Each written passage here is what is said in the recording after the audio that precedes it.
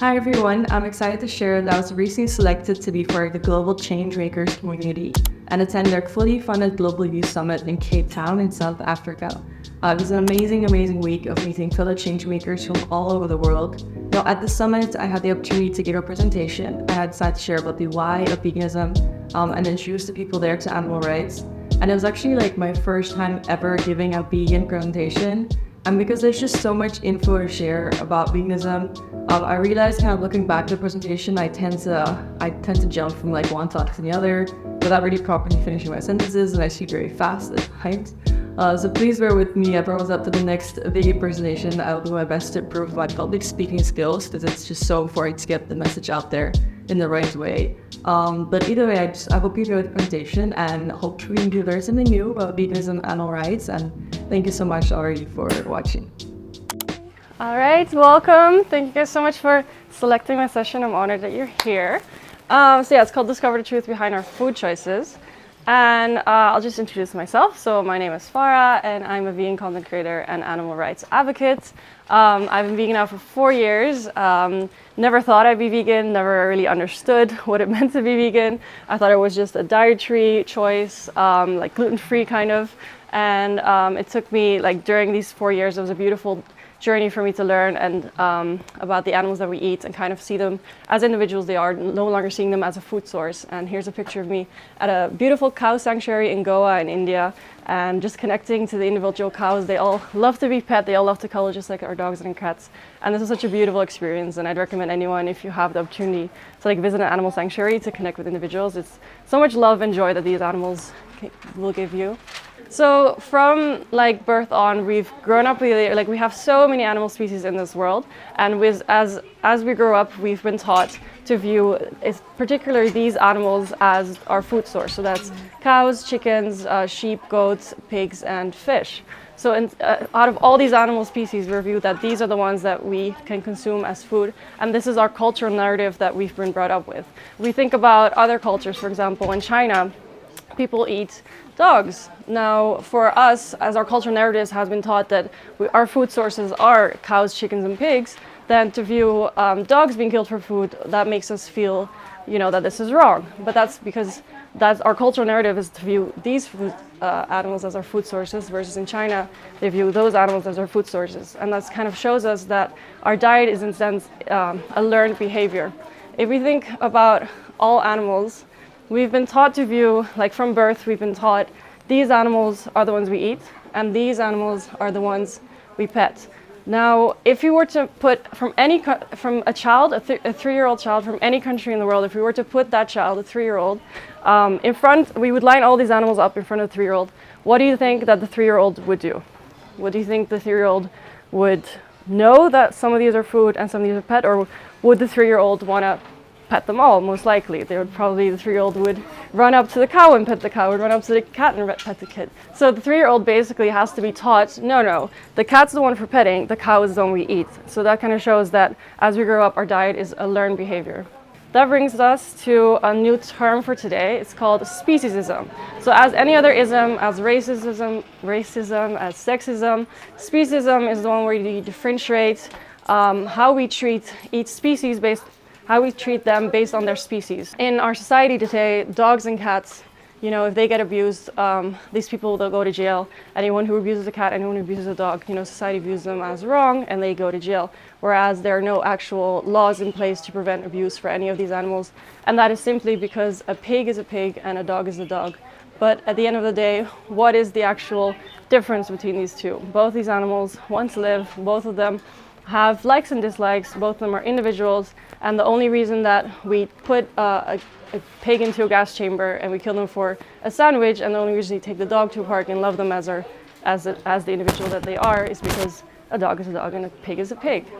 And in fact, this is like a narrative that we're kind of taught from birth, because we are trying to disconnect ourselves from the animals that we eat by viewing them as not as the individuals they are. So if we're grown up with cats and dogs in our house, we can see that every cat is different, right? Every cat has their own likes and dislikes, every cat has their own personality, same with the dog. And the same is true for farm animals. If you meet different cows, if you meet different chickens, they all have different wants and different likes, dislikes. They like to hang out with their other chicken friends. They have preferences among their, like cows have preferences, they have best friends. All animals are individuals, but we're taught to kind of view them as a collective, as a group. So a group of sheep, a group of chickens, and that makes us lose track of their individuality. So all animals are individuals, and the only difference is our perception. So we've been taught from birth that eating animals is normal, it's natural, and it's necessary. That is our narrative that we've been taught. But let's actually debunk that. Let's actually think, is it actually natural to eat meat? Because if it was very natural to eat meat, then why does seeing animals be killed for our food turn us off our food? If it was really natural to eat meat, we wouldn't only be able to watch the slaughterhouse footage, but we'd actually be able to kill the animals ourselves. Even this powerful image of this cow in a slaughterhouse, I mean, one image says it all. Like, we don't want to see what happens next, right? We don't actually want to see this animal in pain. We can see the sadness in the eyes. Animals, are more similar to us than they are different. They have the same range of emotions. They can feel joy, they can feel sadness, and they can feel pain most of all. All right, so that brings us to a new topic. So moving away from the animals we eat, now towards dairy. So this image is a little bit uncomfortable, but let me open up the questions to you guys. So about cow's milk, when does a cow start producing milk? Most of us think, cows are cows and cows naturally always have milk. They always produce milk. But when does a cow actually start producing milk? Who wants to answer this? Yeah, so a cow starts lactating after birth, so after giving birth. So let's change this image to what's actually natural. A cow doesn't produce milk because they're cows. A cow produces milk because they're mothers. So a cow is a mammal, and she has a 9-month pregnancy, just like us humans. So she carries her baby for about 9 months, and then her calf is born, and that's when she starts lactating and producing milk. The same way as humans produce breast milk for their babies, she also produces her breast milk for her calf. Obviously, the dairy industry, it's an industry, right? So all of the milk that her body produces is profit for the dairy industry to sell to us consumers of dairy. So the second that the baby calf is born, the baby calf is immediately taken away from the mother because that milk is all for the consumer, right? The calf is not allowed to consume any of that because that will be a decrease in the profits that the dairy farmer can make. The mother and child connection is universal amongst all species. So mother cows are actually super maternal. So actually there's videos of mother cows crying out for their babies that they'll never see again because immediately the calf is taken away. And what happens is the baby calves get put in solitary crates. And when they're female calves, they get put in solitary crates just like that. And you would think this looks like there's an older calf, but calves are pretty big when they're born. So this calf is only 20 minutes old, so legit a baby still. And they're put away from their mothers in these solitary crates. And you can imagine there's like an aerial view of a dairy farm. There's like a million of them, all babies taken away from their cow mothers. So then they're fed a milk replacement, so they're not going to be fed their mother's milk. They're fed a milk replacement so they can grow big and eventually also get artificially inseminated and be put back into the cycle where they become pregnant, have a baby, and produce milk until, and that happens until they're about 5 years old.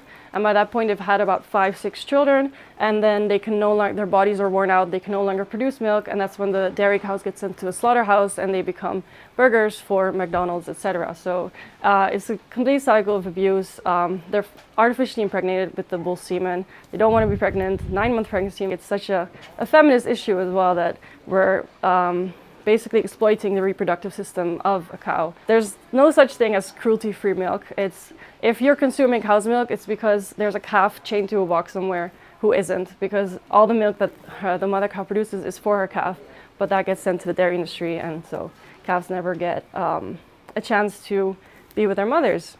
How do they give the nutrients that the calf needs? Yeah. For it to grow and into a full cow? Yeah, good question. So they're fed a milk replacement, so it's not the exact. Exactly. So it's not the exact nutrients, but it's enough to get them to grow, and yeah. But it's what's sad about it is that they have we've rescued a lot of cats at home, and they have kittens, and then you can see that the kittens always want to suck from the mother's nipples. They have the natural instinct to suck. Same with the calf; they're always looking for something to suck. So if you see these them in their crates, they'll be sucking the bars, trying to get that same type of feeling of mother comfort of the nipple and stuff, and it's very sad. So they get food to grow, but they don't actually get that comfort that they actually crave as babies, as babies should. So a calf is born, 50% is either male or a female. Now, the dairy industry works only with female cows. They're the ones who are able to produce the milk. So then if a male calf is born, what do you think happens to a male calf when they're born? Correct. So if the life expectancy, you can say, is about 5 days. Male calves, when they're born, and the dairy farmer realizes they're male, and they don't need a lot of males because they just need semen right from a bull, but they don't actually need a bull for anything else. So male calves are killed. They're either right after birth, they can be like shot at birth, in fact, or they're raised for veal. So the veal industry was created as there was an unwanted supply of all these male calves they didn't know what to do with, so let's sell them for meat.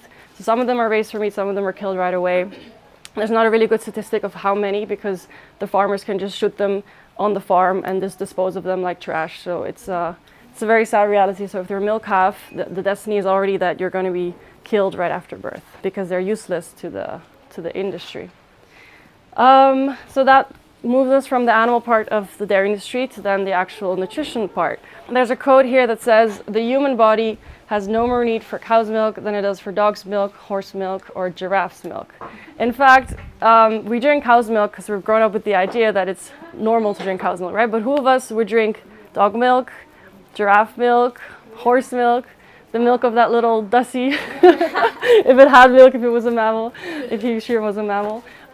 We would not be, we wouldn't want to drink any other species milk, but we've been growing up with the idea that it's normal to drink cow's milk, but in fact, our bodies have no actual need for it. If you think about the fact that a mother cow produces the milk for her calf, right? And that milk is to make the calf grow into a big cow. So imagine how big cows are, right? So that we can essentially call cow's milk baby calf growth fluid. So in that sense, when we're consuming that, we're consuming something that's not meant for our bodies, it's meant for a calf to grow into a cow. So in that sense, it's completely just, yeah? You want to say something? Can I just ask, don't we need calcium though? And Good question, yeah. It's not that I'm saying we should drink cow's milk, but if we stop, shouldn't we then explore taking calcium supplements instead? Correct. So that's the thing. So we've been taught with the idea that we need cow's milk for calcium, but in fact what we need is calcium. We don't actually need cow's milk for that. In fact, cow's milk comes with so many different things that we can take calcium from plant-based sources instead, which I'll get to as well, so it's a good question. But instead, we've been taught that we need cow's milk when instead we're almost all lactose intolerant. It's very natural to be lactose intolerant. In fact, 75% of humans are actually lactose intolerant. And that is because as we grow up, we have this enzyme called lactate and we lose that. So we're unable to break down lactose, which makes us naturally lactose intolerant.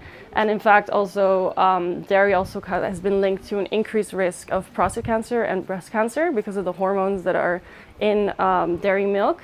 I'll give you an example. My grandfather, he developed prostate cancer and he was a vegetarian for 40 years of his life, but he consumed dairy and eggs, which are hormonal-based foods, and he developed prostate cancer, and then he quit dairy and eggs. He did the treatment and he's thankfully clear of prostate cancer.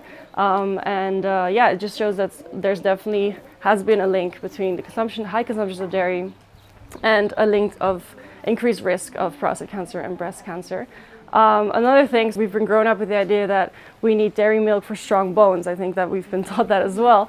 And if you look at the actual data, so the highest levels of consumption of cow's milk, the countries that consume the most cow's milk also have the highest rates of osteoporosis, which is the condition of weak and brittle bones. So it's the exact opposite is true. The more dairy you drink, the more chance you have of developing weaker bones. So it's a complete narrative that has been marketed to us by the dairy industry that's just completely false. We don't need cow's milk for calcium and we don't need it for strong bones either. In fact, if you had to suck them yourself, you drink almond milk. Just one more thing is that we drink our mother's milk until infancy, and the post-infancy we stop consuming, we wean off of our mother's milk, but then we go and drink the breast milk of another species. So if we wouldn't drink our own mother's milk anymore after infancy, then why do we drink the breast milk of another species? It's just completely an absurd idea that if we actually think about it, it's why do we consume the mother's milk of another species if we wouldn't even consume our own mother's milk after infancy? All right, I'm going to ruin eggs for you right now. So what is a chicken's egg? Does anyone know? Hey, yeah, so a chicken's egg is an unfertilized egg, which essentially all of us here actually shed an unfertilized egg once a month. And what do we call it when humans do it? We call it a period. And when hens do it is also a chicken's period, essentially. It's the menstruation cycle discharge of a hen. Now, so if we're not going to eat women's periods, we also should eat hens' periods. So that's kind of just to show that it is the menstruation cycle of, it's an unfertilized egg, essentially what we're eating.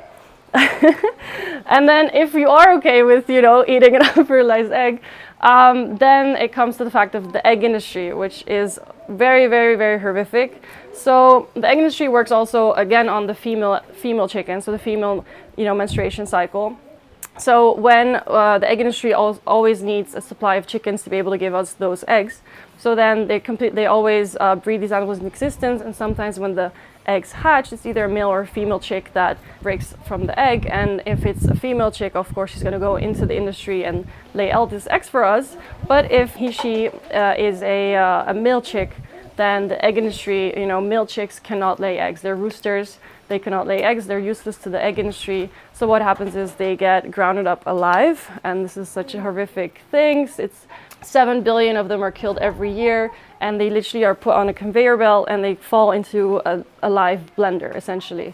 And then the question I'd ask you is, would you put a living baby chick inside a grinding blender? And if you wouldn't, then it's like, why are we supporting industry that does? Because with our consumer choices, we're basically pushing that on button on that grinder, because this is what the egg industry does every time a male chick comes into the world, because they're useless. Just to play devil's advocate, because I have had this discussion with friends as well, what would your response be if someone said, some friends of mine have some chickens on their farm, they wander around, there's only a few of them, they have the best life, and we eat the eggs from that farm? No, it's a good question. The backyard hens is a very common question as well. I think when it comes to, because we've raised them to produce a lot more eggs than they used to in the wild, the wild chickens only lay 12 eggs a year, the same way we shed one fertilized eggs a month, same way the chickens used to, but we've sped up that cycle, so they lay about 300 eggs a year now. So in that sense, you can argue the chicken lays the egg anyway, why can't I eat it? But the best thing for the chicken would be to feed the egg back to the chicken, because then they can get that calcium back, they can get all the nutrients again. So that would be the best cycle for them. And then the other part of the argument is that if we were to allow that to happen, we're still seeing animals as a resource versus as an individual. Same way, we're not gonna, if a bird here lays an egg, we're not gonna go steal the egg and eat it. The same way a chicken lays an egg, because the chicken wants a family. They want to sit on the egg, they want to have that experience. So in that way, with veganism, we're trying to move away from seeing them as resources and letting them be the individual. So the best thing for them would be either to let them have the egg, for them to eat the egg. And if we were to eat them, it might perpetuate back into the cycle where we're going to sell the eggs, and that might again create an industry. So it's kind of like with the backyard hens example, we're trying to move away from a system where we view them as the same way we would not disturb a bird's nest, we shouldn't disturb the chicken as well. So if that kind of answers your question. Then the nutrition part. So I think scrambled eggs, we've all had them. I used to eat them all the time. They were served here yesterday as well. It's very, very common breakfast food. Now, when it comes to eggs, we're taught that it's super nutritional. And if we look at the difference between scrambled tofu and scrambled eggs, it's pretty much the same amount of protein that you can get from scrambled tofu.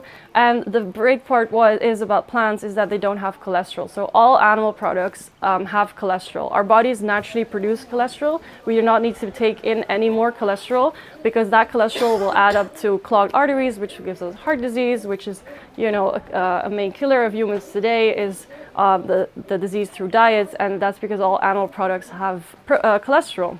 Now, if we have scrambled tofu and scrambled eggs and they give the same amount of protein, even scrambled tofu has more fiber and has none of the cholesterol, then it's kind of the obvious choice for our health would be to consume the option that doesn't come with all the nasty stuff like the cholesterol, etc. So all plants don't have cholesterol. And then it comes back to your question of we've been taught to view that meat is protein, right? And we know we need protein. We know we need protein, we need calcium, we need omega-3s. We need all of that, correct, but we don't need it from animals. In fact, animals are natural resources of protein, of calcium, of omegas. Fish get their omega-3 from seaweed. So instead of going to fish to eat omega-3s, we can go straight to their source of omega-3s, which is seaweed. animals don't also we get their protein from plants. We can get our protein from plants. Calcium as well, you can get it from plant-based sources such as kale, spinach, tofu. So all leafy greens have a lot of calcium.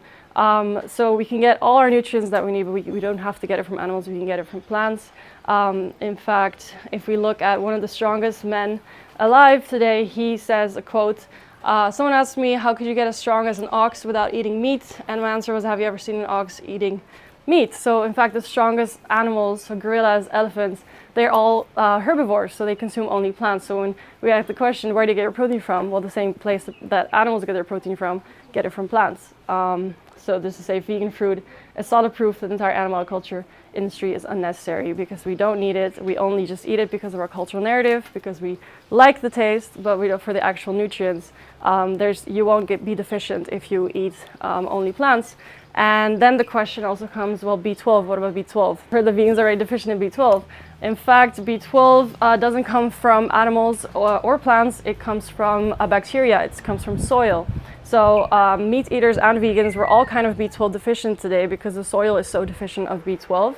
And what happens for meat eaters is that the animals in the industries get fed a B12 supplement, which is why when you eat meat, you get that B12 through the supplement that the animals are given. So as a vegan, you go straight to the supplement and get B12 like that. I did a blood test recently and my B12 levels were super high because I do take my supplements. So yeah, you won't be deficient of anything, not protein, not anything. You can get it from supplements if needed. Because B12 is not, you don't get it from animals naturally. You guys should watch this documentary, it's really great, called Game Changers on Netflix, and it shows like that really strong athletes that get all their nutrients from plants. And then I'll ask, who here cares about the environment? You can raise your hand if you care about the environment. Cool. Now keep your hand up if you still eat meat and dairy, I would say. So we all care about the environment. And it's like, how to drive truth over the climate strike. It's like, how many of you eat meat though? So in fact, if you look at factory farming is responsible for more greenhouse gas emissions than all of global transportation combined. So that is your planes, your trains, your cars, all of global transportation. Factory farming still emits more greenhouse gas emissions than that. And so if you care about the planet, going plant-based is one of the most impactful actions that you can take today. And the reason why this is because we have to start thinking about the scale. Our demand for meat, dairy, and eggs and fish is currently super, super high, which means that like per day, this is per day, guys, how many animals are slaughtered every day? 900,000 cows, 1.4 million goats, 1.7 million sheep. We can go on, and then 202 million chickens, which is every average minute 140,000 chickens are slaughtered. In fact, every second right now, 5,000, 10,000, 15,000, 20,000 animals are slaughtered every single second, around that number. So the scale that we currently kill animals is huge. If we were to kill humans at the same rate that we currently kill animals, then the human population would go extinct in 17 days. 17 days, the whole human population will go extinct if we were to kill humans at the same rate that we currently kill animals. So the scale is huge. And imagine that from the climate perspective, all of these animals have to eat and have to drink. So the water and food for these animals is also huge. We have to grow all those crops. Meat and dairy products account for 70% of global freshwater consumption, 38% of the total land use, and 19% of the world's greenhouse gas emissions. So all these animals that we eat also need to be fed. People know of the soy production in Brazil that's causing, the deforestation, and a lot of people will think, oh, that's, all the vegans eating all the soy, but in fact, most of that soy is fed to the animals that we eat. There's already enough food to actually go around, and if we were to grow our crops directly for humans instead of for the animals that we eat, we could actually eliminate world hunger, because we already grow enough food. It's just an inefficient food system of how we actually distribute it, because all of that's going to the animals that we eat. So it's just a very inefficient food system.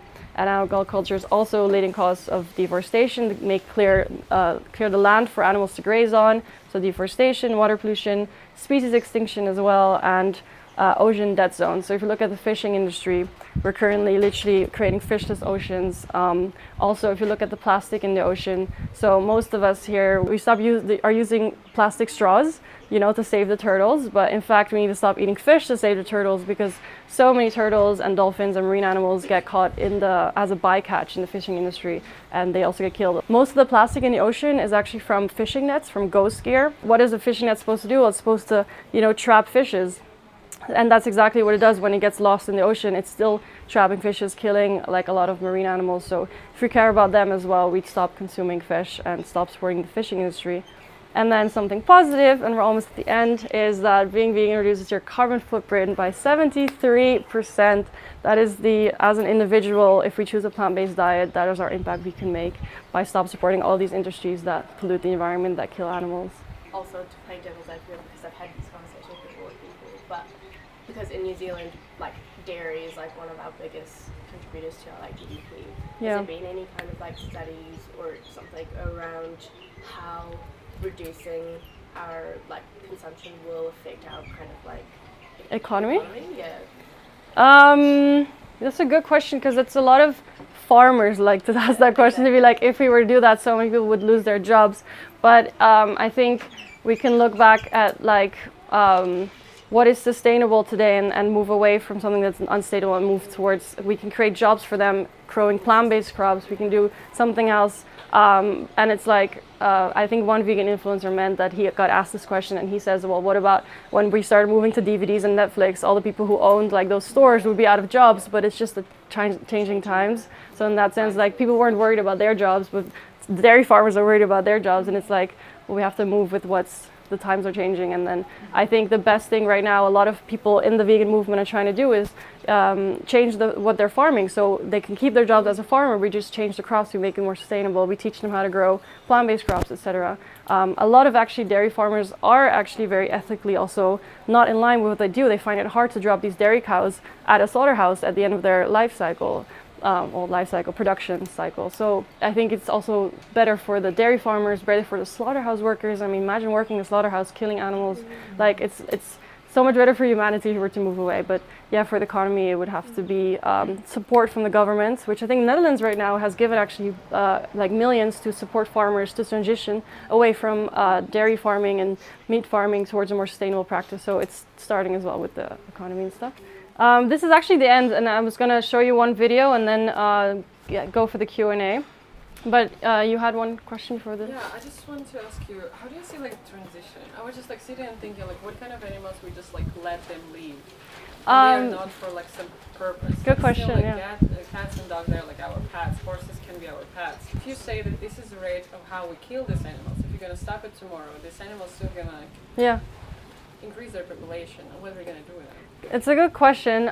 So we currently breed all these animals into existence to kill them. So as the supply, as the demand for meat goes down, also the animals that we breed into existence goes down. So we won't create a vegan world overnight. So we won't have that problem of having all these animals roam the streets and have so many like cows go free, because it will be a very gradual shift. And as the demand goes down, supply goes down, and eventually it might be that these animals might go extinct actually, and it's actually not a bad thing if they do, because we've currently, the dairy cows that we have, we've bred them so that they produce so much more milk than they actually naturally would, which causes them a lot of pain, etc.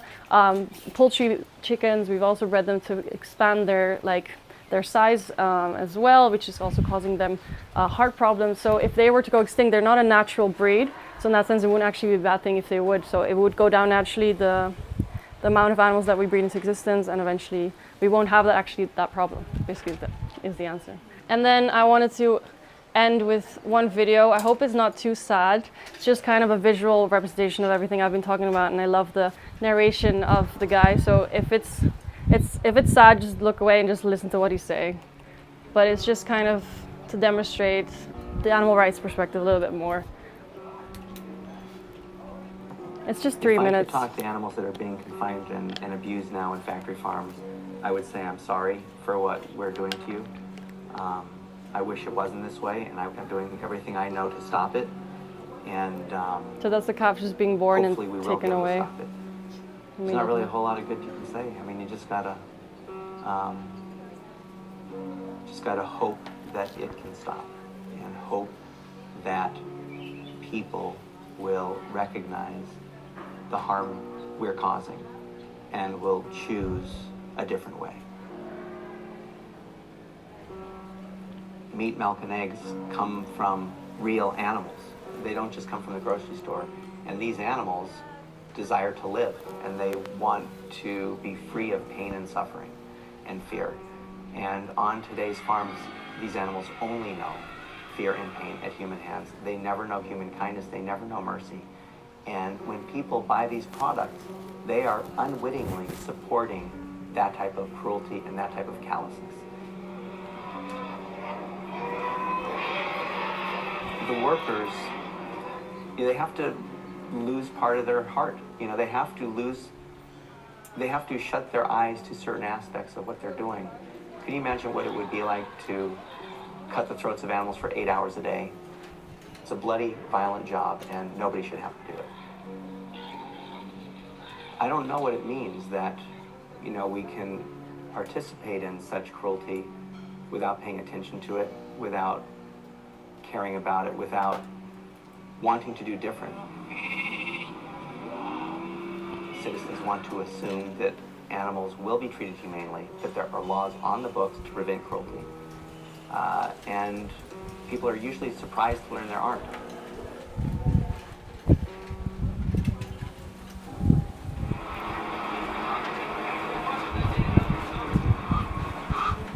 If people looked at what was happening, they'd be appalled.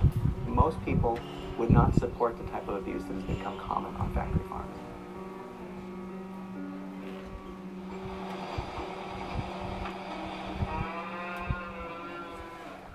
Yeah, so then, slavery once upon a time was legal. Women were denied the right to vote, etc. So as times are changing, hopefully one day we'll see that future generations will be shocked by the fact that we used to eat animals. And then I'd like to open up for the Q&A. Yay, I did it. Any questions? I mean, there's a bunch of topics I didn't address, the labels, free range, etc., humane slaughter, everything. Any questions that you have, even about the practical stuff of what to eat instead, like anything you want to ask? I wanted to ask about that question of humane slaughter. Yeah, sure. Because for us, in Woolworths, which is one of our shopping centers for food, they really work on promoting sustainability in their farming, even with their meat. Yeah. And they often, for the pork, have the sticker that says kinder to souls. And I want to know what your perspective is on just humane practices in animal farming. Yeah, no, it's a good question. I wanted to address it as well, but I felt like my presentation was so long already. The first answer would be why keep looking for the right way to do the wrong thing? Because essentially, there's no real kind way to do something that hurts another being if it's unnecessary, right? Because we don't actually need to eat animals. We eat them because we like it, not because we need to. And then it becomes then what's a kind way to kill someone? Even if we were to apply it for any other animal, even a human, if I, were to put you with a blanket and then shoot you in the head, is that humane slaughter? It's a label that the industry uses as a way to make us feel better about our choices. But if we there's been investigations done into these labels and actually see what is actually, in order for them to receive the label, what do they actually need to comply with? And it's very, very minimal. Even a label like access to outdoors, if we were to actually visit the farm, there might be one window where they might see it won't actually be, there's not enough what's the word for it, regulation when it comes to that, to ensure that they're slaughtered correct. I mean, even it's an industry, and a lot of times things go wrong when it comes to stunning. So they say animals are stunned, so they don't feel the actual blade, etc. But a lot of times it's a production line. The chicken's head doesn't go all the way in the stunning bath, so then the chickens are still alive. There's times where, maybe it's graphic, but when the cows, after they're killed, they remove the skin, that gets sold for leather, but some cows are even still alive when that happens, so they get, it's all there's no real way to ensure that anything is done kindly, because at the end of the day, we are killing these animals, and they don't want to die, the same way a cat and dog doesn't want to die. The pig also would prefer to live. Just a question around the connection with a lot of cultures to meat and food. I know in my culture, that's one of the only things I still have to connect with my culture Fair. as a migrant. So with my family and meals and stuff, do you have any tips about how to handle maintaining that culture aspect, but still keeping to what you believe in? Yeah. I think, is it certain recipes and stuff? Yeah. Certain dishes that are like very traditional, and it's like part of celebrating, like, you know, like a festival or something like that. I would experiment with like meat replacing, meat replacements. Like I'd say the dish as an alternative. Oh, you mean like if it's already, if the whole family eats like the meat and then like and it's all happening, it's like you know, like, no, it's difficult. It's difficult at those, because a lot of people will say like, oh, but if I go vegan, then I can't eat my grandmother's meatballs that she prepares for me with love, and she's gonna think I'm disrespecting her culture and stuff. It's true that most of our food choices, like most of us are against everything that's happening here, but we still participate in it because of our culture, because of what we've grown up with, because of society. And as a vegan, you're alienated from that. You know, food is a very communal thing, right? You all eat together, so it will alienate you from that. And I don't have the real answer to that. I think can create a special dish for you that still, you know, has that same experience, and they can join in on your dish and just try to just bring plant-based into that community. And it's a hard thing to start, but I think it's more the thought, the idea, than the actual like reality of it, because a lot of times then you can have like a great like vegan Christmas dinner, for example, and everyone can still enjoy the same taste, because at the end of the day we spice the meat with like spices from like specific spice, so we can do that same with like plant-based meat. So it's like no one's eating raw meat, no one's eating like, you know, we use those cooking like spices and stuff to make it taste good, and we can do that same with plant-based alternatives. So just introduce that plant-based into the culture. But I understand where you're coming from. And take it easy. Like, I didn't go vegan overnight either. It was a gradual process. I turned plant-based for my health, so I quit like dairy because it felt really great for my health. And then eventually I just stopped eating them over time. It was like a gradual thing. So don't be like hard on yourself, and just think like every meal that you have, like, how can I veganize this? How can I make something the same meal but just create a plant-based version of it? You know, replace scrambled egg with scrambled tofu, and have the same meals that you eat now, but try to veganize them and stuff. And yeah, thank you for attending my presentation. But any questions, like, I'm here. I want to help you guys. I want to help the animals, and I don't also want to say like, oh, you're a bad person if you eat meat, because like everyone, like we're so ingrained with the perspective that, you know, it's so normalized. So to say that suddenly you're a bad person if you don't, as consumers, we don't know what we participate in, which is why I feel like once I've learned, I wanted to make it my job to kind of inform people on what it is that we participate in, so we can make those choices ourselves if we want to contribute to it. If, you know, if some of us are going to be like, no, I would kill animals myself and eat them, then I'm not going to argue with you, you know. I'm going to argue with the fact that it makes us uncomfortable to watch animals being killed. So I have one last question. What does the future look like for veganism, and like what statistics do you have or are there to show that we're maybe progressing, or like what's happening?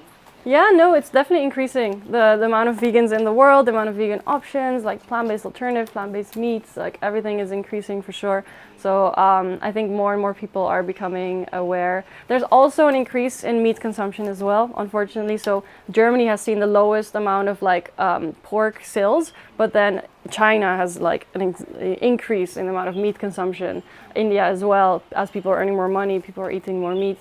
So it's both, but I think Europe is moving towards less, so I feel like hopefully the more we educate, the more people will move toward a plant-based world. So I do see it on the rise. I do have hope, at least. I think we also need to, because animal agriculture is so destructive to the planet. We won't be able to keep this up for much longer. There'll be fishless oceans. Animals are being fed antibiotics right now. We're going to become antibiotic resistant because of the amount of antibiotics fed to them. So eventually we're going to have to see a point where even governments will say like, no, we need to decrease. Netherlands is doing it already by giving farmers an option to transition out and become like plant-based farmers. So for the climate and for health, human health, because people will become antibiotic resistant, which would be horrific for humans. Then more humans will die from being antibiotic resistant than, you know, from any other thing. So then, yeah, hopefully you will. Thank you.